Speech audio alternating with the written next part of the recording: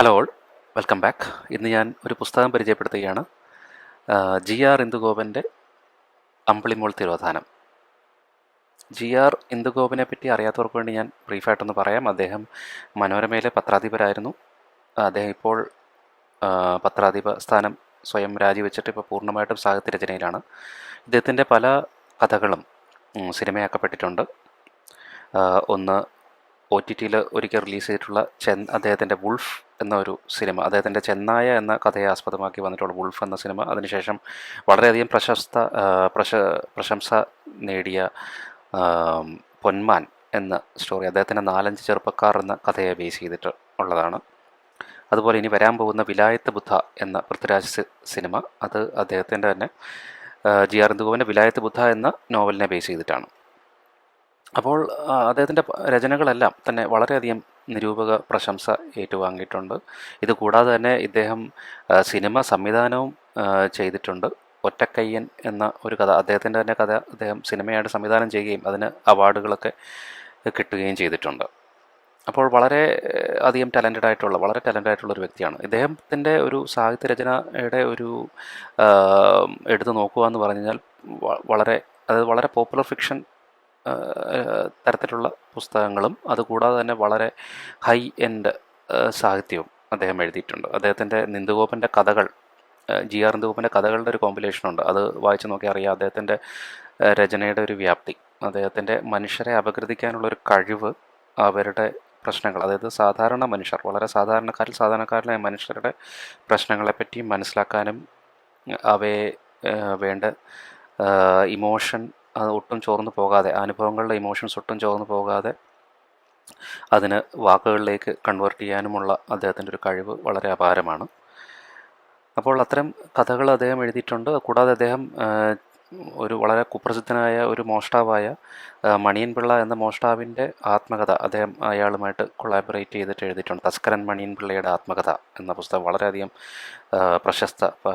പ്രശസ്തമാണത്.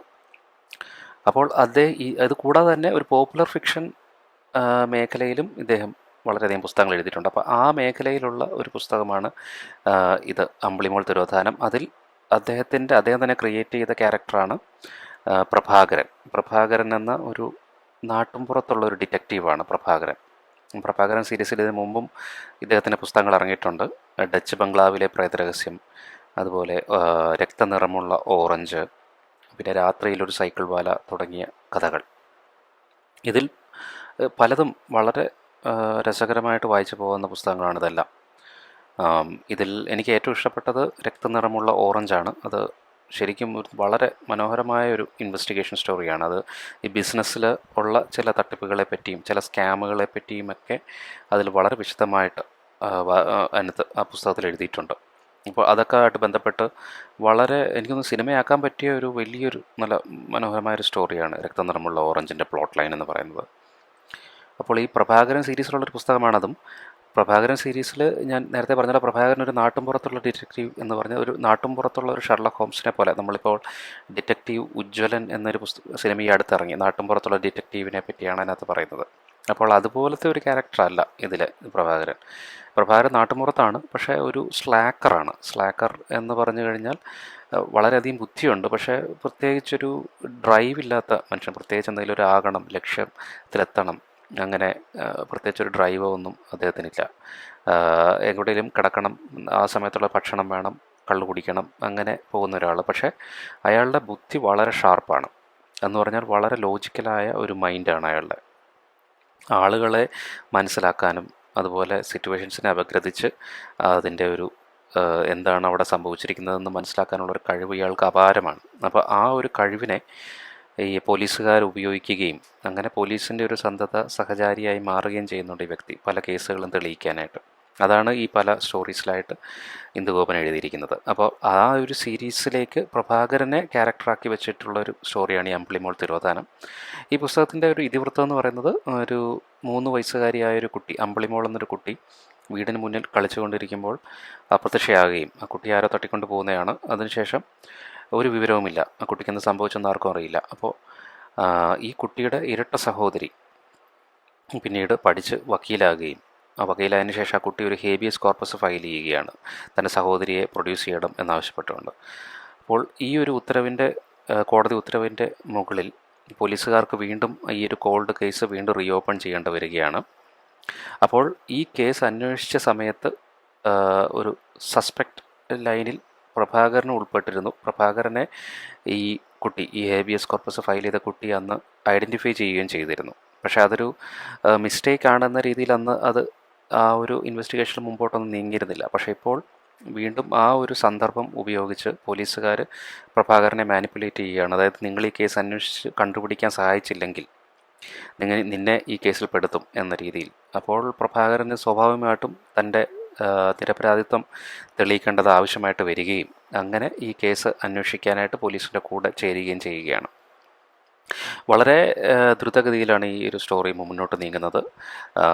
പ്രഭാകരനെ എത്രയും പെട്ടെന്ന് ഇതിൻ്റെ കുറ്റവാളിയെ കണ്ടുപിടിക്കേണ്ടത് വളരെ ആപേക്ഷികമായതുകൊണ്ട് തന്നെ അദ്ദേഹത്തിന് വളരെ സ്പീഡിൽ മുമ്പോട്ട് പോകേണ്ടി വരുന്നു. പക്ഷേ ഇതിൻ്റെ ഒരു പോരായ്മയായിട്ടുള്ളതും ഈ ഒരു സ്പീഡ് തന്നെയാണ്. വളരെ ഫാസ്റ്റായിട്ട് കഥ പ്ലോട്ട് ഡെവലപ്പ് ചെയ്ത് പോകുന്നുണ്ട്. അതുകൊണ്ട് തന്നെ ഒരു ക്യാരക്ടർ ഡെവലപ്മെൻ്റ് ഒന്നും ഇവിടെ കാര്യമായിട്ട് നടക്കുന്നില്ല. പെട്ടെന്ന് കുറ്റവാളിയിലേക്ക് എത്തുകയും ചെയ്യുന്നുണ്ട്.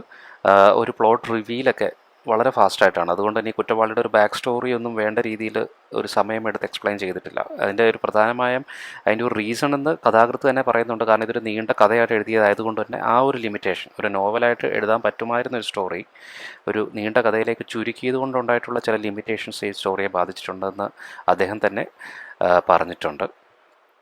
അപ്പോൾ അത് മാറ്റി വെച്ച് കഴിഞ്ഞാൽ പെട്ടെന്ന് ഒരു ഫാസ്റ്റ് റീഡിങ്ങിന്, അല്ലെങ്കിൽ നമുക്കൊരു ഫാസ്റ്റ് റീഡിങ്ങിന് പെട്ടെന്ന് വായിച്ച് തീർക്കാൻ പറ്റുന്ന ഒരു പുസ്തകമാണിത്.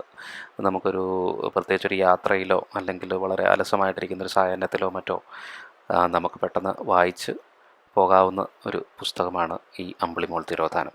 ഇതിൻ്റെ കൂടെ തന്നെ ഞാൻ പ്രഭാകരൻ സീരീസിലുള്ള ഇദ്ദേഹത്തിൻ്റെ മറ്റ് പുസ്തകങ്ങൾ, ഡച്ച് ബംഗ്ലാവിലെ പ്രേതരഹസ്യവും, രക്തം നിറമുള്ള ഓറഞ്ച് തുടങ്ങിയവയും, രാത്രിയിലൊരു സൈക്കിൾ ബാല തുടങ്ങിയ പുസ്തകങ്ങൾ ഞാൻ റെക്കമെൻഡ് ചെയ്യുന്നുണ്ട്. കാരണം പ്രഭാകരൻ്റെ ഈ ഒരു പുസ്തകം പ്രഭാകരനെ പൂർണ്ണമായിട്ടും മനസ്സിലാക്കാനോ എൻജോയ് ചെയ്യാനോ പറ്റില്ല. അതിലും ശരിക്കും നല്ലത് മറ്റ് പുസ്തകങ്ങളും കൂടെ വായിച്ചു നോക്കുന്നതാണ് എന്നതാണ് എൻ്റെ ഒരു recommendation. That's it about this book. Thank you.